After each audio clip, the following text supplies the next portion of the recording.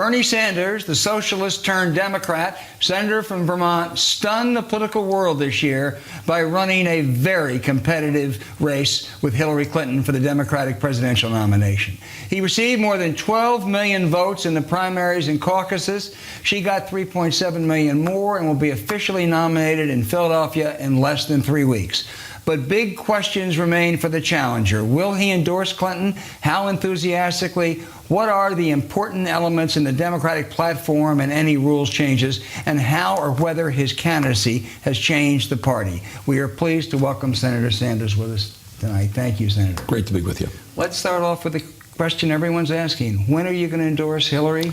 Well, our campaigns are working together. As you know, from day one, I said I would endorse the winner of the Democratic primary. I had hoped it would be me. It appears that it will not be, and that endorsement will come. And we're just working. There are reports that it could come as early as next Tuesday, or maybe in New Hampshire. Is that likely? We are working together to see how we can be most effective in terms of coming together on issues and in running the kind of campaign that needs to be run to make sure that Donald Trump does not become president. Are there any other questions that have to be resolved in the platform or anything else before you endorse? Well, we're working together, but I think at the end of the day, we're going to be united and do everything we can to make sure that Donald Trump does not become president. Final question on that. Will you endorse her before the Republican primary begins? Right now, we are working to make sure that we can be most effective in making sure that somebody who would be a disaster for this country, Mr. Donald Trump, does not become president. Can I get it out of you before the Republican? No, it's not. That's not what the important issue is. The important issue is how we work together, how we rally the American people, how we address the major crises that we face, and how we go on to transform America. Well, when you do this, let me ask how active and how enthusiastic you'll be. You know, a number of your supporters are talking now about voting for third-party candidates, Jill Stein, the Green Party, or even Gary Johnson, the Libertarian. What are you going to say to them? Well, what I'm going to say to them is this country faces enormous crises.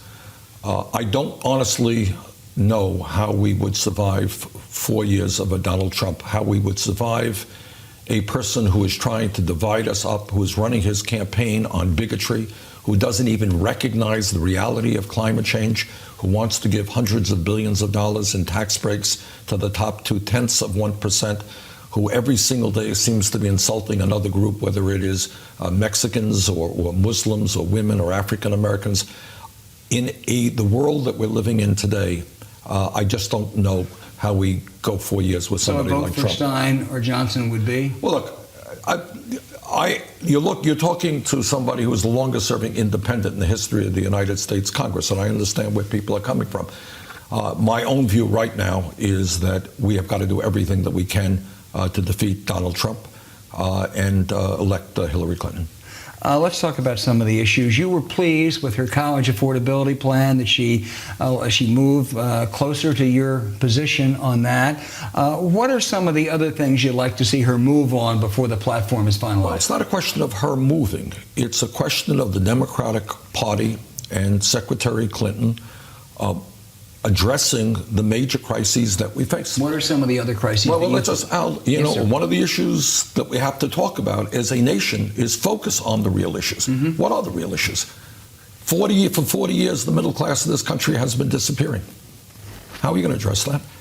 We have grotesque levels of income and wealth inequality. Do you think that it's appropriate that the top 20 wealthiest people in this country own more wealth than the bottom 50%? That the top 1/10 of 1% now owns as much wealth as the bottom 90%? Are we allowed to talk about that? Are you satisfied the platform is dealing with that now? We are. This is the most progressive platform in the history of the Democratic Party. So what else has to be in the platform? What has to be in the platform right now? We have made real progress. I want to see very specific language about raising the minimum wage to $15 an hour. I believe that in this country, people who work 40 hours a week should not be living in poverty. They call for it now on the platform. No, they don't. It's kind of nuanced. So it has to go further. Yeah, it has to be clear. Second of all, I think we need to make sure that the TPP, the Trans-Pacific Partnership, which is, in my view, a continuation of disastrous trade policies in the past, which have cost us millions of decent-paying jobs, have led to a race to the bottom. I think we should be very clear in saying that should not come up in the lame duck session. to get. Senator Sanders, that would be a direct slap at Barack Obama, who is the most popular figure and the most popular Democrat in the party right now. I mean, I know you're opposed to it. Opposing it is not a slap, but saying, I'm sorry, Mr. President, you can't bring that up in a lame duck. I had the impression that we lived in a democratic society, and I had the impression that the overwhelming majority of Democrats in the House and, in fact, in the Senate are opposed to the TPP. I'm a great fan of Barack Obama's. I respect him. He's a personal friend. I like him. Right. But you know what? He's not right all of the time. I'm not right all the time. You're not right all the time. And what a democracy is about is the willingness to disagree. Do you think the Clinton people will agree to putting a plank in that says no TPP in the lame duck from your conversations? Well, you'll have to ask the Clinton people. We are working as hard as we can to make that happen. You know, when we ask ourselves why the middle class is in decline, why almost all new income and wealth is going to the top 1%, there are a lot of reasons. But one of those reasons is a disastrous trade policy which has forced American workers to compete against people around the world who make pennies an hour. And by the way, when you see people angry and feeling powerless and not hearing the government respond to their needs, you know what? You have an investor-state dispute system in the TPP, which says, among other things, that companies like TransCanada, who are pushing the Keystone Pipeline, which was appropriately rejected by the president, they can go to a third-party tribunal and ask for billions of dollars from the United States government. You're lessening democracy as a result of this TPP. Senator, in the draft so far, a ban on fracking and a call for a carbon tax, neither one is in the draft so far. Do you expect them, or will you insist they be in the final? We're going to fight for that, and I'll tell you why, Al. What do you think of the odds of getting that? Well, you see, asking what the odds are, that's a media question. Well, no, it is. Ask me about should we have it. Okay. And the answer is I happen to believe that climate change is an extraordinary crisis facing this planet. And I believe that if we continue to allow the fossil fuel industry to go their merry way, the planet that your grandchildren will inherit may not be a particularly habitable planet. So I think we have got to move aggressively in every way that we can. And I think we need a tax on carbon. We need to end fracking today. Now, I understand. I'm not trying to give you a trick question or a media question. What I'm trying to find out is how important are those provisions for you to be an enthusiastic campaigner in the fall? They are important for my grandchildren and your grandchildren and billions of people on this planet. That's what they are important for. Though this is not a political issue. Right. It happens to be Donald Trump happens to believe that climate change is a hoax. I think Donald Trump is out of his mind, because the entire scientific community believes that climate change is real, and what they have told us is they have underestimated the crisis that we face. So I'm going to try to be as aggressive as I can on this issue, not for political reasons, not to embarrass anybody, but to make it clear that the United States has got to lead the world. China, India, Russia have got to follow us. But we're fighting for the future of this planet. One of the centerpiece of your campaign, one of the centerpieces was campaign finance reform, the rigged system, as you called it, corrupt, big money. As I called it? Money. Yeah, as I called it. You did. As a fact. Yes. And Hillary Clinton has said, yeah, she agrees, she's going to do something. You know, I remember Bill Clinton said that in 1993 and 1992, and nothing happened. Barack Obama said that in 2008, and nothing happened. Presidents seem to give lip service to that, but then it just becomes too tough. No, I don't think that's quite fair. Okay. I'm not saying that they changed position. It just didn't become a priority. But you see, we can't, in this case, cast equal blame. You got a Republican Party whose leader, Mitch McConnell. You know what Mitch thinks? Mitch thinks that Citizens United did not go far enough. Mitch thinks that we should allow the Koch brothers and billionaires to literally employ candidates. You want to run for United States Senate? The Koch brothers will give you directly a check for a few $100 million. That's McConnell's view. So that is not the president's view. Right. It's not Hillary Clinton's view. Okay? So you may argue that maybe Democrats haven't been as strong as they should have been, but on this one, all of the blame rests with Republicans who love the idea that the Koch brothers and other billionaires can finance their campaigns. In my view, we've got to overturn this disastrous Citizens United. We've got to go further and move to public funding of elections. Right now, let me be very clear.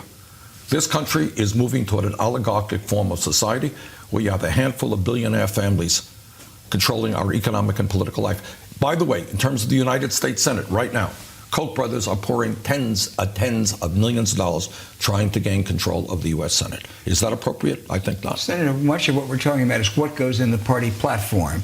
Barney Frank, former member of Congress, said the other day that platforms are the miscongeniality of beauty contests. They really are irrelevant. Well, I strongly disagree with this. They become the blueprint for the future. I'm not saying that tomorrow every plank in the platform becomes converted into legislation, but it is the basis upon which the party stands. And one of the other things that I am going to fight for is, in fact, to make that platform a more relevant document and, in fact, demand that the party move forward based on what is in the platform. What's in the platform. So therefore, not just adopt the platform, but say this is the mandate for the Congress. Exactly. Yeah.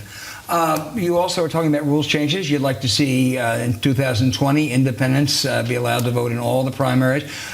Do you think that, from what your conversations, do you think that's going to happen? And there are differences of opinion, but I think we can win this one because on the surface, if you go to a state like New York State, right, 3 million people in New York State who declared themselves as independents could not participate in either the Democratic or Republican primary, could not play a role in selecting who the candidate would be to run for president. I think that's on the surface pretty stupid. And how about the idea of ending caucuses too? Because the point is to have more participation. You did well in caucuses, but should we get away? I think we should take a look at caucuses. And this, what I like about caucuses, Al, is that it demands more of people. I believe in democracy. I want to see people yelling and screaming and arguing about the important issues facing America. I want to see the media start focusing on the real issues facing America rather than personalities and conflicts all the time. So I like the idea that people have to spend a couple of hours at a caucus and talking and arguing with their neighbors. On the other hand, what I recognize is if the caucus is at 7 o'clock in the evening, you know what, you may be working, you may be babysitting. You're on the night shift. You can't You're on the night shift, you can't come out. So I think a reasonable compromise is what you call a firehouse caucus. And that is you can come in anytime during the day, cast your ballot. But if you want to stay for a more prolonged debate and discussion, you can do that as well. And if you did that and allowed independents to vote in primaries, you'd be in 2020, you'd be pleased. Yeah, I think that's a step forward. Let me turn. A number of Sanders supporters on social media and elsewhere have started a campaign that says that in picking Hillary Clinton's running mate, Tim Kaine would be unacceptable, that he's a tool of Wall Street. Does that reflect your view? I know Tim, and Tim is a very decent guy. I happen to believe that we should have as our vice presidential nominee a very strong progressive voice, somebody who has a history of standing up to big money interests, somebody who is going to fight for the working families of this country and who has a history of doing that.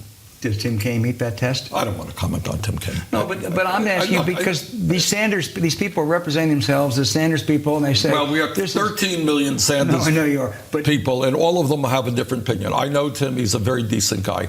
I'm not going to get involved in that. All I will tell you is what I have learned, Al, is that there's a lot of anger and frustration out there. People feel that Washington does not listen to them. They're working longer hours for lower wages.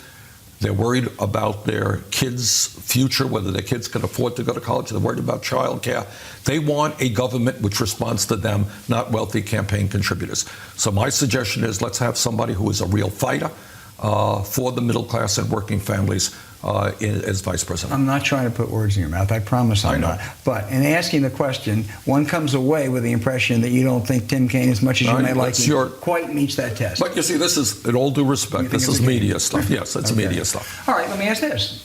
Does Elizabeth Warren meet that test? Elizabeth Warren is one of the outstanding members of the United States Senate. She has a life history of standing up to powerful special interests. You'd be pleased if she were picked? I would be pleased. Okay. You know, there are some Democrats. Let me ask you this. Did Hillary Clinton win this nomination fair and square? Well, let me answer it in this way. We knew what the rules were when we went in. We knew that in New York State, 3 million people who were independents were not allowed to vote, and that there were many closed primaries along the way. I was, given, so we knew what we were getting into. I think the rules in many cases are absurd, but we knew what we were getting into, of course. So in that sense, she won it fair and square. She got more votes than I did, yes. Am I right in saying what you're saying is if it had been different rules, who knows what the outcome would have been? Let me, if the James Comey report on her use of a private email server had come out 2 months earlier, might that have changed the outcome? I have no idea. You know, Al, I got to get back to the reason that I ran for president. Yeah. You see, what media does is spend a lot of time talking about Hillary Clinton, or Donald Trump for that matter, or Bernie Sanders. But you know what the American people want? This is a lesson that I learned.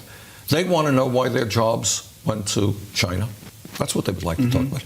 They want to know why the Koch brothers can spend tens of millions of dollars in a so-called democratic society to elect the United States Senate. They want to know about the morality of so few having so much and us having the highest rate of childhood poverty of almost any major country on earth. And what I find myself in terms of media is having to keep talking about the issues and not getting involved in Hillary Clinton or Donald Trump. Let's talk about the issues facing the American people. And if you do that, which candidate is better able to respond to those crises? And I think Hillary Clinton is very The clearly. reason I raise that is because the American people also care about trust. They surely care about the issues that you're talking about.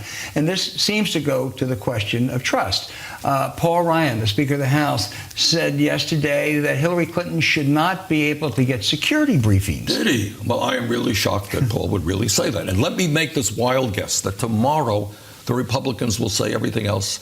And let me make another wild guess that they will try to make this the major issue of the campaign. But let me also make a guess that media will not talk about the agenda of the Republican Party, which is to give huge tax breaks to billionaires, that they reject the science on climate change, that they want to cut Social Security, Medicare, and Medicaid. What do you think, Al? Is that a good guess? You know, Senator, you know, you're a good guesser on these things. But what I think you're saying is that this is not a relevant issue. No, I did not say it was not a relevant issue. All right. It is a relevant issue. And Donald Trump's business background is a relevant issue. I don't mean to suggest that these are not serious issues. But what are more serious issues is the disappearance of the middle class of this country. I have been around the country. I have gone to Native American Indian reservations where the life expectancy is of a third world country. I've been in areas where when people turn on the drinking water, the water cannot be consumed because it is full of pesticides.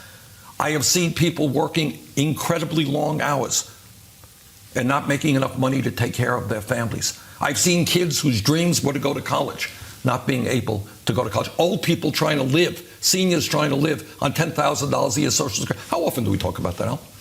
We talked about that some today. Not a whole lot. Not, but some. What, 1% of Hillary's emails? But all right, but wait, just to wrap that up, what you're saying is, yes, it's a serious issue, but you don't agree with Paul Ryan. She should be denied security clearance. That's correct. I do not agree. Let me ask about young voters for whom you had great appeal. You think it's my youthful charm that did that? I think it was. I think and charisma. No, I give all the credit to your wife. That may be right. Donald Trump says, and I'm quoting Donald Trump now, these are talking about issues. He says, in a lot of the issues that the young people were attracted to Bernie on, the system is corrupt, the system is rigged, corporations have too much power, trade deals are bad. I'm closer to Bernie than Hillary Clinton. Let me say, and it doesn't give me pleasure to say this, because I have many conservative friends who I like and respect, who are honest people who believe what they believe. But I have to say that Donald Trump is a pathological liar. And I think that's just not me saying it. I mean, many Republicans will say the same thing. That he says things which are just blatantly not true. No, politicians are all known, all of us, to stretch things a little bit, no doubt. He lies all of the time. So I think whatever he says should be, if he tells you it's sunny outside, take a hard look to see whether the sun is shining. Mm-hmm. He just does not tell the truth. I think what he is trying to do is, in a very opportunistic way, try to win votes that may have come to me. But I don't think he will be successful in that regard. And young voters should not listen to that. What young voters want, I think, here's where I think a lot of the young people are. First of all, by definition, young people are idealistic. They understand that this country can be so much more than it is right now. And they're looking out there, and they're worried about climate change, and they're worried about criminal justice and racism and sexism. And you know what else they're worried about now? For the first time in the modern history of this country, unless we change it, they're going to have a lower standard of living than my generation. We're moving in the wrong direction, and they don't accept that. They are tired of leaving school $50,000, $60,000 in debt and not being able to get married or have kids. So I don't think that the young people will fall for Donald Trump, because one thing about the young people today, which is a beautiful thing, is they reject in a very strong way bigotry and sexism and racism and homophobia. It's clear that you did not come away from this campaign with an especially high regard for the media. Yes. Just elaborate on why. What do you think of the media? But you have to be, it's not a personal thing. I No, don't I think know it's anyone not. has picked I'm on not- Bernie Sanders. Right. It's because even some of the questions we've discussed today, this campaign is not about Hillary Clinton. It is not about Donald Trump. It is not about Bernie Sanders. It is about the American people. And you tell me, you're a media guy, how much time do we really talk about the decline of the middle class?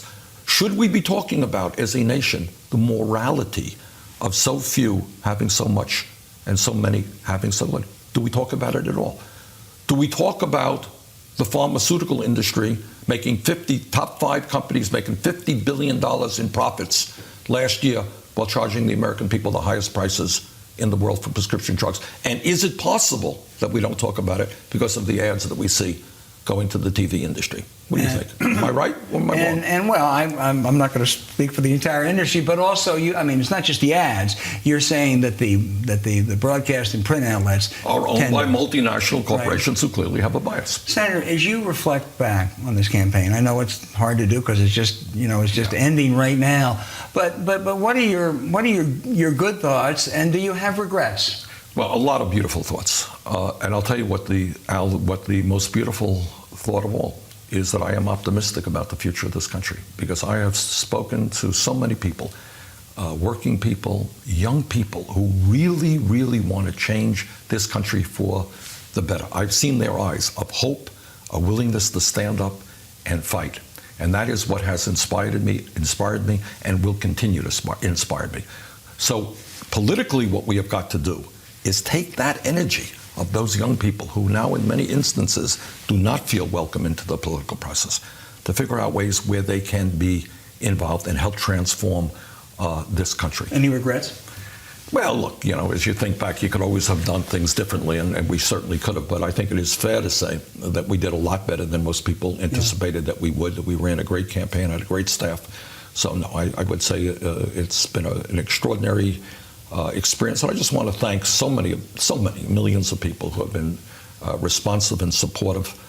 And the political revolution continues. We're not giving up. And finally, tough to return to the Senate? Yeah, that is an understatement. Yes. On that note, we will end. Senator Sanders, thank you so much for being with us, and we'll be back in just a moment.